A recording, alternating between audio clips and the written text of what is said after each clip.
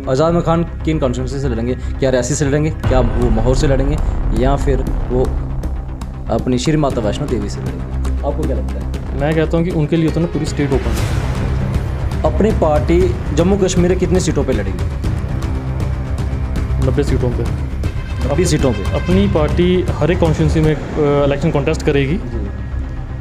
बिल्कुल। क्या 90 सीटों पे जीत पाएगी? देखो, जीतना और हारना ये तो ऊपर वाले के हाथ में और जनता के हाथ में। नहीं, ऊपर वाले के हाथ में, जनता के हाथ में, वोटर वो वोट करेगा। नहीं, लक बहुत मैटर करती है। लक भी मैटर लक भी मैटर करती है। मानते हैं इस बात? हाँ बिल्कुल, लक और हार्डवर्क दोनों साइमल्टेनियसली चलने चाहिए, तभी आपको जीत मिलती है। पानी और बिजली, ये दोनों चीज़ें फ्री हो जाएं, क्या जम्मू कश्मीर में मिल सकती है? बिजली और पानी फ्री नहीं मिलेगी, और मुझे शायद टिकट ना मिले। इस चीज़ को लेकर ऐसा हुआ होगा, तभी उन्होंने आम आदमी पार्टी का दामन थामा है। क्या? नमस्कार, मैं हूं बलवीर सिंह और आप देख रहे हैं जेके एक्सप्रेस। हमारे साथ खास बातचीत करने के लिए आज देवेंद्र रसियाल हैं, जो पहले यूथ कांग्रेस के स्टेट सेक्रेटरी थे जम्मू कश्मीर के, अब जेके ड्यूटी बन चुकी है। आइए इनसे जानते हैं आखिर छोड़ने का कारण क्या रहा। नमस्कार। धन्यवाद बलवीर जी। क्या कहना चाहेंगे? आप पहले स्टेट जनरल सेक्रेटरी थे और उसके बाद छोड़ने का कारण क्या रहा?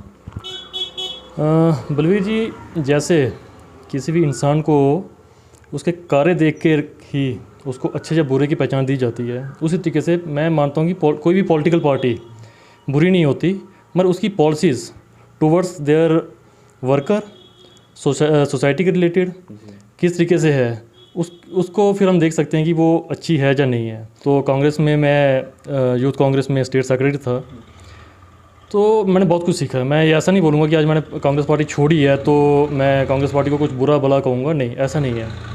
2014 से पहले मैं एक पब्लिक का हिस्सा हुआ करता था। 2014 की इलेक्शंस में मैंने आज़ाद साहब का एक वर्कर बना, जिसमें मुझे बहुत कुछ सीखने को मिला। आज़ाद साहब के वर्कर बने या पार्टी के वर्कर बने?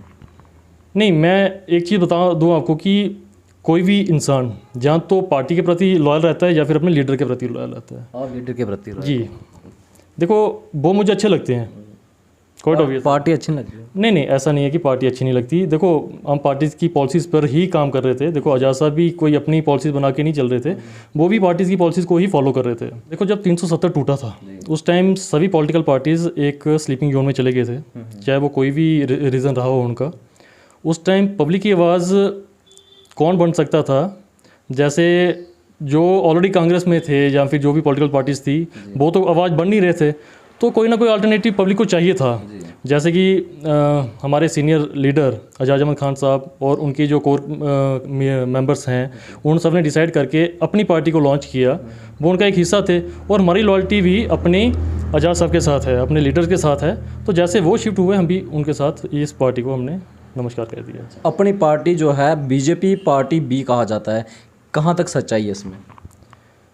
देखिए, ये तो पॉलिटिकल ट्रेंड रहते हैं, ठीक है। जिसको अगर अपना कंपटीटर लगता है किसी को, तो उस पर कोई ना कोई तो एलिगेशन लगाएंगे उस पर। तो बात रही ए बी सी की, तो हमारी पार्टी तो न्यू लॉन्च पार्टी है। नहीं, वो तो दिल्ली में गए और उसके बाद तो ये कहा गया कि भाजपा के साथ जुड़ के ये पार्टी बनी और बी पार्टी बन गई। ये तो पब्लिक कह रही है और कुछ लीडर भी कह रहे हैं। क्या कहना चाहेंगे, वाकई में है कि नहीं है?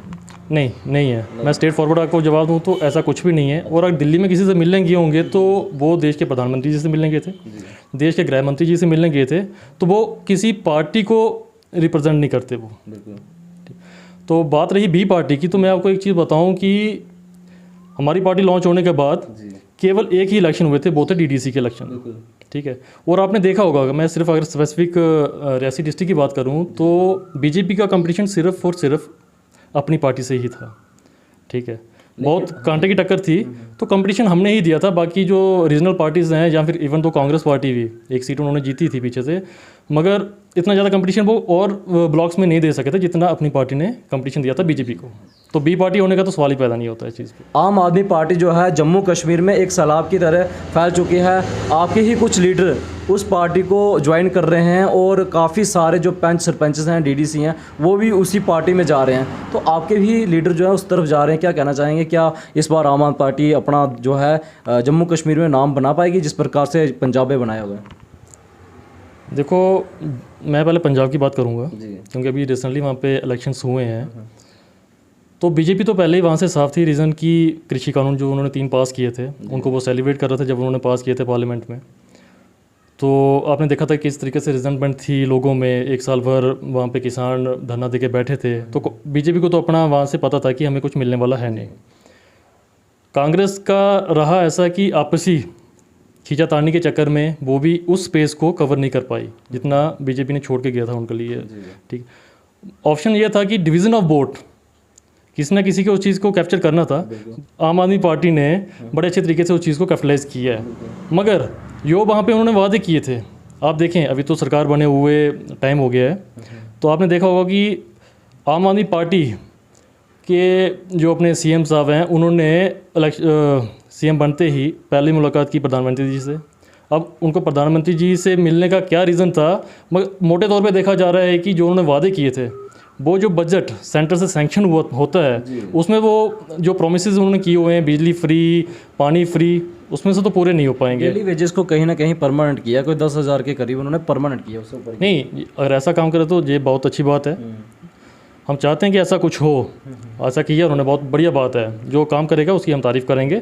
मगर मेन मुद्दे उनके यही थे, बिजली फ्री, पानी फ्री। मगर ये मुझे लगता नहीं कि ग्राउंड लेवल पे इम्प्लीमेंट हो पाएगा। अभी मैं कल ही देख रहा था कि उन्होंने फ्री के नाम पे तो कुछ किया नहीं, मगर मेरे ख्याल से कुछ यूनिट्स उन्होंने स्लैब बना दिया है कि 200 यूनिट तक या फिर 3.5 रुपये पर यूनिट कुछ ऐसा रखा जाएगा। तो मतलब ये एक तरीके से डायरेक्टली इनडायरेक्टली जनता के साथ उन्होंने जो मैं बोलूँगी एक धोखा ही हुआ है जनता को उनका। जम्मू कश्मीर में आम आदमी पार्टी किस प्रकार से देख रही है, एक सलाह बन चुका है, मैं ये सवाल है जम्मू कश्मीर को किस प्रकार से देखते हैं? आपने कहा कि इस वक्त 2 ही पार्टी हैं जो टक्कर देने में है, एक आपकी पार्टी, अपनी पार्टी, और दूसरी जो है बीजेपी। अब तीसरी जो पार्टी आ चुकी है जिसमें बीडीसी किस चक्कर में उस पार्टी के साथ ज्वाइन कर रहे हैं, क्या कहना चाहेंगे? देखिए, दिल्ली से पंजाब पहुंचते पहुंचते आम आदमी पार्टी को 7 साल लग गए, और पंजाब से जम्मू आने में उनको भी बहुत ज़्यादा टाइम लगेगा, अभी समय लगेगा, बहुत ज़्यादा समय लगेगा। और बात करूं मैं उनकी कि जो ज्वाइन कर रहे हैं, आपकी पार्टी के जो लीडर ज्वाइन कर रहे हैं, क्या कहना चाहिए? मैं स्पेसिफिक आप किसी का नाम लेना चाहते होंगे, बट मैं ऑल इन जनरल बात करूं, लखनपुर से लेकर कश्मीर तक की मैं बात करूं कि जो भी अपनी पार्टी को आम आदमी पार्टी को जो ज्वाइन कर रहा है, वो पहली बात तो ये है कि वो आम आदमी है ही नहीं। रीज़न मैं आपको बताता हूँ। जहाँ तो वो लेजिस्लेटिव रह चुके हैं, उन्होंने पावर इन्जॉय की हुई है। जिन्होंने पावर इन्जॉय नहीं की है, तो वो जो भी पिछली पार्टी में थे जिनसे उनका राब्ता था, वो उस पार्टी में भी एक अच्छे ओहदे पे थे। तो आम आदमी का तो मैं पहले ये चाहता हूँ कि डेफिनेशन क्लियर हो जाए कि आम आदमी है कौन। मेरे हिसाब से मैं अपनी पर्सनल बात करूँ तो आम आदमी वो है जिसके पास जो बेसिक फैसिलिटीज़ भी नहीं है, वो एक आम आदमी कहा जाता है। अब जो इतनी पावर इन्जॉय करके आ रहा है, जैसे मैं कुछ टाइम पहले देख रहा था कि कश्मीर में कुछ एक आईपीएस वगैरह ज्वाइन कर रहे हैं, तो आपको लगता है कि आईएएस ऑफिसर्स एक आम आदमी है? बिल्कुल नहीं, वो तो नहीं हो सकते क्योंकि वो तो गेस्ट। तो फिर आपको कैसा लगता है कि एक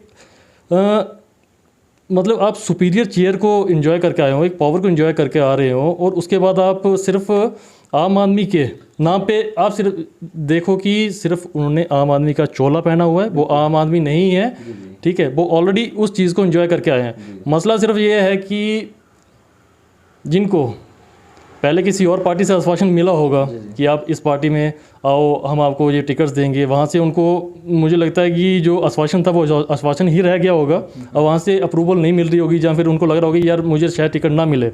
इस चीज़ को लेकर ऐसा हुआ होगा, तभी उन्होंने आम आदमी पार्टी का दामन थामा है। पानी और बिजली, ये दोनों चीज़ें फ्री हो जाएं। क्या जम्मू कश्मीर में मिल सकती है बिजली और पानी फ्री? नहीं मिलेगी।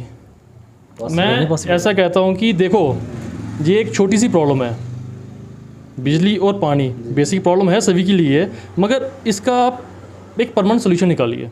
कोई भी सरकार आएगी 5 साल के लिए आएगी, ठीक है, उसने अगर ये बिजली और पानी फ्री कर दिया तो उसका कितना बड़ा इकॉनमी पे फ़र्क पड़ेगा। बिल्कुल, ये हमारा सवाल है। मेरा ये कहने का मतलब है कि क्यों ना आप जो प्राइवेट हो रही हैं ये सारी चीज़ें, आप प्राइवेटाइजेशन खत्म कर दो ना यार। आज़ाद खान किन कॉन्स्टिट्यूंसी से लड़ेंगे? क्या रियासी से लड़ेंगे, क्या वो माहौर से लड़ेंगे, या फिर वो अपनी श्री माता वैष्णो देवी से लड़ेंगे? आपको क्या लगता है? मैं कहता हूँ कि उनके लिए तो ना पूरी स्टेट ओपन है। अच्छा, वो कहीं से भी लड़ सकते हैं। रीज़न ये है कि वो पॉपुलर ही इतने हैं। अभी आपने देखा होगा कुछ दिन पहले अल्ताफ़ लोन जो डिस्ट्रिक्ट प्रेसिडेंट हैं अपनी पार्टी के रामबन से, उन्होंने न्योता दिया था उनको कि आप आके यहाँ से इलेक्शन लड़िए, और इसी तरीके से हर कॉन्स्टिट्यूंसी से उनको न्योते आ रहे हैं। तो डिपेंड करता है, ये उनका डिसीजन है, तो हम उन्हीं पे छोड़ देते हैं इस चीज़ को। अच्छा, अपने पे नहीं लेंगे, उन्हीं के ऊपर छोड़ेंगे। बिल्कुल। तो अपनी पार्टी है, किन मुद्दों पे लड़ेगी? देखिए, आज से 6 महीने पहले अगर आपने अपनी पार्टी को टैग किया हो तो आपने देखा होगा कि ये जो आज बातें कर रहे हैं ना आम आदमी पार्टी कि हम इतनी बिजली फ्री देंगे, उतना पानी फ्री देंगे, तो ये बातें आज से 6 महीने पहले हमारे प्रेसिडेंट अल्ताफ़ उघारी साहब ने बिल्कुल ये ओपन होकर कहा था कि हम 300 यूनिट्स पर मंथ गरीब लोगों को फ्री देंगे, एंड आफ्टरवर्ड्स उसके बाद जैसे चार्जेस पड़ते हैं वैसे रहेगा उनका। ठीक है, तो ये एक चीज़ है कि गरीबों को फैसिलिटीज़ प्रोवाइड करनी चाहिए, ये मेन मुद्दा रहेगा हमारा। बाकी आप देख रहे हैं महंगाई पिछले 7-8 साल से बढ़ती आई है, कम कहीं नहीं हुई है। पेट्रोल इस वक्त 105 हो चुका है, +6 में जा रहे हैं। अभी आप देखो कि हर दिन 80-85 पैसे बढ़ता जा रहा है, पता नहीं चलता है। मगर जब आपकी पार्टी आएगी तो ये क्या रोक लगेगी इन पे कि नहीं? बिल्कुल, इन चीज़ों के लिए पॉलिसीज़ बनी है, बनाई जा रही हैं। जिन चीज़ों पे काम नहीं हुआ उन चीज़ों पे काम हो रहा है। तो ये कुछ एक ऐसी चीज़ें हैं, महंगाई हो गई, एजुकेशन को लेकर हमारा बड़ा अच्छा एक तरीका है, उस चीज़ पे हम काम कर रहे हैं, एजुकेशन सिस्टम को बड़ा अच्छा सुधारने की कोशिश कर रहे हैं। ठीक है, और आप देख रहे होंगे जैसे अभी माइनिंग वाला, इसमें तो धड़ल्ले से आप देख रहे हो कि मनमानी चल रही है। इस चीज़ को कंट्रोल करने की ज़रूरत है। मैं तो ये कहता हूँ कि ये प्रायोरिटी लेवल पे हैं हमारे एजेंडास। ठीक है, और अगर आप देखें कि और जैसे और भी इश्यूज़ हैं तो उन सभी पे काम हो रहा है। वैसे बेरोज़गारी को ख़त्म करने का तरीका कोई ना कोई अल्टरनेटिव आपको निकालना पड़ेगा, चाहे वो प्राइवेट कंपनीज लगा के आप बाहर से कंपनीज को बुलवाएं। सरकारी अगर नौकरी आप प्रोवाइड नहीं कर पा रहे हैं किसी को, तो आप प्राइवेट कंपनीज को प्रोवाइड करें। आपका यही कहना है कि अगर आपकी पार्टी आती है तो ये अधिकतम रेट और जो महंगाई बढ़ रही है इस पर कहीं ना कहीं रोकथाम लगेगी? बिल्कुल। देखो, राजनीति में आने का मकसद ही है कि समाज सेवा। अपनी पार्टी का तो यही मुद्दा है, बाकी पार्टी के बारे में मैं नहीं जानता। तो अगर आप उनके नक्शे कदम पे चलोगे और उनकी डिमांड्स को भी अगर फुलफ़िल नहीं कर पाओगे तो मुझे लगता है कि आपको राजनीति करने का हक नहीं है। अपनी पार्टी जम्मू कश्मीर में कितनी सीटों पे लड़ेगी? 90 सीटों पे। 90 सीटों पे अपनी पार्टी हर एक कॉन्स्टिट्यूंसी में इलेक्शन कॉन्टेस्ट करेगी। बिल्कुल। क्या 90 सीटों पे जीत पाएगी?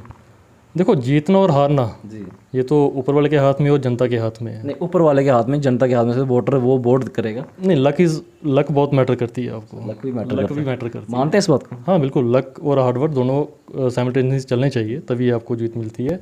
तो हम कहते हैं कि जनता जनार्दन है, वो फैसला करेगी कि हम कितनी सीटों पे जीत हासिल करते हैं। बट मैं चलो, शुक्रिया हमारे से बातचीत करने के लिए। धन्यवाद।